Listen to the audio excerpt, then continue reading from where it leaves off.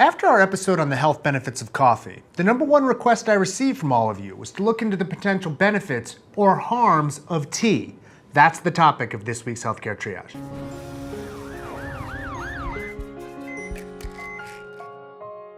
Unlike coffee, tea doesn't seem to have the negative connotations in general that coffee often does.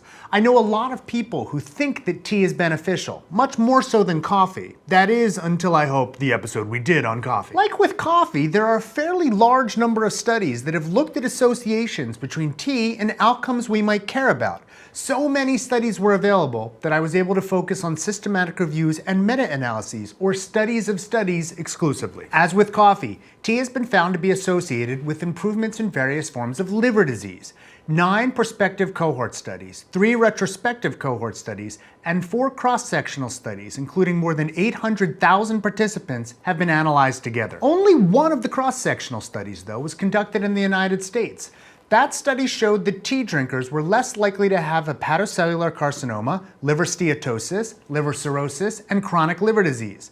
This confirmed the findings in a previous systematic review published in 2008. Tea has been associated with a lower risk of depression as well. A 2015 meta-analysis of 11 studies with almost 23,000 participants found that for every 3 cups of tea consumed per day, the relative risk of depression decreased 37%. Tea was also associated with a reduction in the risk of stroke, with drinkers of at least 3 cups a day having a 21% lower risk than those drinking less than a cup a day. A more recent meta-analysis examined 22 prospective studies on more than 850,000 people and found that drinking 3 more cups of tea a day was associated with a reduction in coronary heart disease, 27%, cardiac death, 26%, stroke, 18%, total mortality, 24%, cerebral infarction, 16%, and intracerebral hemorrhage at 21%. A 2014 meta-analysis of 15 published studies, including more than 545,000 participants, found, as with coffee,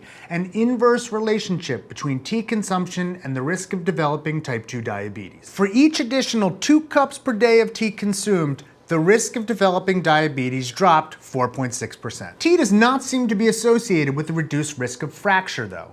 A 2014 meta-analysis of 15 studies, including almost 200,000 participants, could not detect a significant or convincing link between tea consumption and a lower risk of hip fracture. Another meta-analysis that included studies of all fractures analyzed 9 studies, including 150,000 participants. It also failed to find a link between tea consumption and a reduced risk of fracture. A systematic review from 2015 found that black tea did not reduce the risk of endometrial cancer, but that increasing green tea consumption by 1 cup a day could reduce the relative risk by 11%. A 2011 meta-analysis found that green tea, but not black tea, was associated with lower risks of prostate cancer, but only in less robust study designs. A 2013 meta-analysis could not find a significant association between tea consumption and the risk of glioma. A more comprehensive study was even more equivocal about cancer prevention.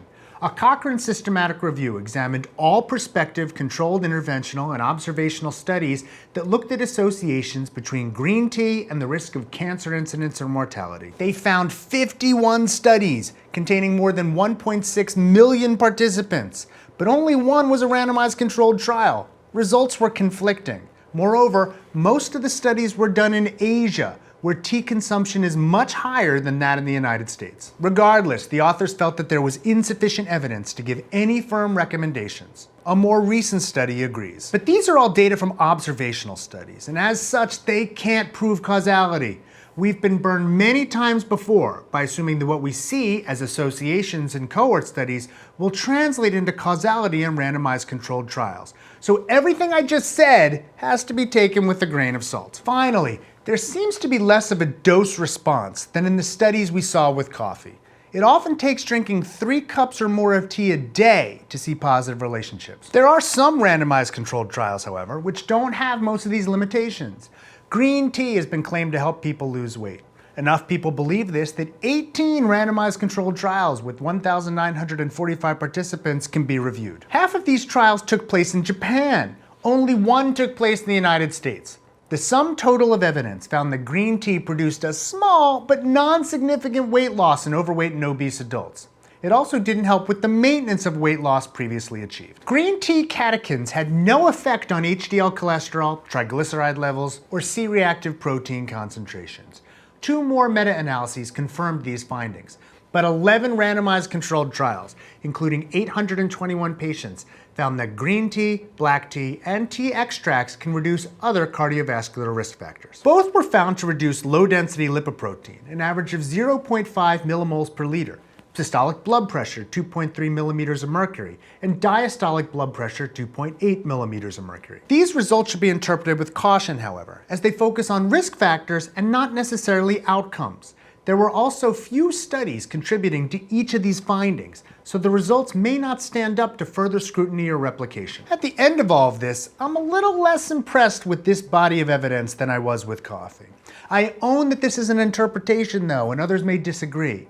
The lack of a dose response in many of these trials, coupled with so many being performed in countries with massively different tea consumption than our own, makes these less generalizable than those of coffee might be. I'm also a coffee drinker, but the conclusions I would make are similar. I wouldn't strongly advocate that anyone take up tea based on these findings, but there seem to be few harms and some potential benefits. Drink it if you like it. It, too, seems to be a completely reasonable addition to a healthy diet. Healthcare Triage is supported in part by viewers like you through Patreon.com, a service that allows you to support the show through a monthly donation. Your support helps us make this bigger and better. We'd especially like to thank our research associate, Cameron Alexander, and our first ever Surgeon Admiral, Sam. Thanks, Cameron. Thanks, Sam. More information can be found at patreon.com/healthcaretriage.